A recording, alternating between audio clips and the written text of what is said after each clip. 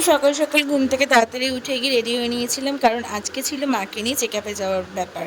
তো আজকে যা যা সমস্যা হয়েছে, সত্যি কথা বলতে এখন মেট্রোর পরিষেবা নিয়ে আমাদের এত সমস্যা হচ্ছে, শুধু আমাদের না, প্রতিটা মানুষের সমস্যা হচ্ছে। প্রথমে কবি নজরুল থেকে বলে দিল যে এই স্টেশন বন্ধ, আপনারা যেতে পারেন হচ্ছে উত্তম কুমার থেকে, আবার অ্যাভেলেবেল শুরু হচ্ছে।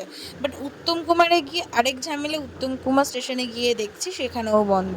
কিন্তু ওইদিকে ডাক্তারও বেরিয়ে যাবে, এই সমস্যা এত হচ্ছিল যে কি করব। টেনশনের চোটে না, সত্যি কথা বলতে কিছুই ভালো লাগছিল না। আর এই অটো চালকদের এতটা খারাপ ব্যবহার এখন বেড়েছে মেট্রো পরিষেবা বন্ধ হওয়াতে, কিছুতেই নাকি আমাদের গাড়িটাকে বেরোতে দেবে না। লাস্টে বাধ্য হয়ে আমাকে বলতে হয়েছিল। দেন ওখান থেকে বেরিয়ে আমি আর মা তাড়াতাড়ি করে চলে গেছিলাম হসপিটালে, ওখানে চেক আপ করিয়ে সন্ধ্যেবেলা সুজাতা আমার বাড়িতে গেছিল রিহার্সেল, কারণ আগামী 16 তারিখ হচ্ছে আমাদের ঠাকুরের জন্মতিথি উৎসব আছে। দেন আজকে খাওয়া দাওয়া করে দিনটা শেষ করলাম। দেখা হচ্ছে নেক্সট